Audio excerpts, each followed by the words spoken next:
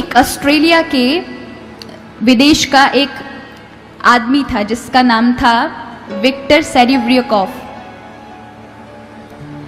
तो ये जो व्यक्ति था, ये जब अपने स्कूल गया तो 15 साल की आयु में ये बड़ा मंदबुद्धि था और बच्चों की अपेक्षा ये 3 बार फेल हो गया एक ही कक्षा में। तो एक बार टीचर ने इनके माता पिता से कहा, माता पिता ने कहा कि आप ध्यान दें, लेकिन एक दिन टीचर को बड़ा गुस्सा आ गया। प्रिंसिपल ने इसे मार लगाकर कह दिया, तू डफर है, तेरा स्कूल आना ना आना बेकार है, तू कुछ नहीं बन सकता अपने जीवन में क्योंकि तू मंदबुद्धि है, तू मूर्ख है, निकल जा यहां से, अब मत आना। कहते हैं जीवन के 37 साल तक इसने पढ़ाई नहीं की, स्कूल का नाम तक नहीं लिया, गया ही नहीं पढ़ने के लिए, मेहनत करता रहा, बड़े बड़े मेहनती काम किए, कभी मजदूरी की, कभी लकड़ी काटने का काम किया, बहुत सारे काम किए। लेकिन एक दिन इसकी पत्नी ने 42 वर्ष की आयु में इसको प्रेरित किया कि तुम सेना में भर्ती हो जाओ। और जब ये सेना में भर्ती होने के लिए गया तो वहां पर एक आईक्यू लेवल चेक किया जाता है कि इसके अंदर कितनी इंटेलिजेंस, ये कितना इंटेलिजेंट है। यानी एक आईक्यू होता है, हमारी सबके अंदर एक एक आईक्यू लेवल है, किसी का 150 होता है, किसी का 140 होता है, किसी का उससे भी कम होता है। जो आइंस्टीन था उसका 160 या 61 के आसपास था आईक्यू लेवल,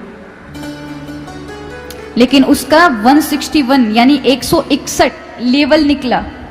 यानी ये 1 लाख में से किसी एक व्यक्ति का होता है। उसको तब पता चला मैं जीनियस हूं, यानी लाखों में से कोई एक बालक ऐसा निकलता है और मैं अपने अध्यापक की बात पर आकर अपने आप को पहचान ना सका, मैंने अपने को मंदबुद्धि समझा अब तक। उसने क्या किया, जब उसको अपना विश्वास हुआ, अपने बारे में पता चला, तो उसने फिर पढ़ाई की। जो लोग 10 से 15 वर्ष बर्बाद करते हैं वो उसने 5 वर्ष में सारी शिक्षा हासिल कर कर आईक्यू पर बड़ी बड़ी किताबें लिखी और एक दिन वो इतना महान आदमी बन गया। एक मेंसा नाम की सोसाइटी है, मेंसा नाम सुना है आप किसी ने? नहीं सुना? सर्च करिएगा, एक्सट्रीमली इंटेलिजेंट सोसाइटी कहा जाता है उसे। मतलब यानी जितने भी बुद्धिमान लोग हैं संसार में, वो जो संस्था है वो ऐसे लोगों को चयन करती है और अपना सदस्य बनाती है जो सबसे ज्यादा बुद्धिमान होता है। और इस समय उस संस्था के पास अब तक 1 लाख सदस्यता है, यानी पूरे विश्व भर में 1 लाख बुद्धिमान, सबसे बुद्धिमान इंसानों का उन्होंने आईक्यू लेवल चेक करके अपनी संस्था का सदस्य बनाया है।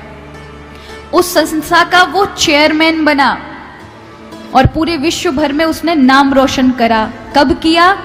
और ये नाम रोशन की जो प्रोसेसिंग थी मात्र 15 वर्ष के अंदर हुई उसके जीवन के। आप विचार करें कि एक आदमी जो कुछ भी नहीं था लेकिन अपने आप को जान पाया तो कितना बड़ा इंसान बन गया कि विश्व भर में आज उसे लोग जानते हैं। वो अब नहीं रहा लेकिन फिर भी उसके नाम से बड़े बड़ी चीजें लिखी जाती हैं। क्यों? क्योंकि उसने अपने अवचेतन मन को परिश्रम में लगाया।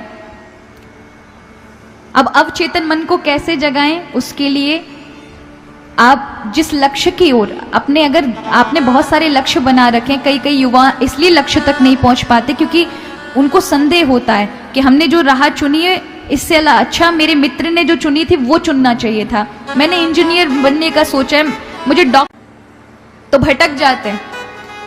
फिर ना तो वो लक्ष्य तक पहुंच सकते हैं, ना ही ये प्रकृति और परमात्मा आपका साथ दे सकते हैं। तो आप अपना एक निर्णय लें, आप क्या बनना चाहते हैं। अगर आप अध्यात्म राह में आना चाहते हैं तो फिर उसके बाद कोई दूसरी राह नहीं चुननी है, ये मन में आने ही नहीं चाहिए। लक्ष्य एक होता है। जो लक्ष्य बार बार बदल रहे हो, वाकई अभी आपको सोचना चाहिए उसकी ओर कि आप लक्ष्य पर नहीं हैं। जहां आपको उस लक्ष्य के प्रति लगाव, प्रेम नहीं है, समझिए आपका वो लक्ष्य है ही नहीं।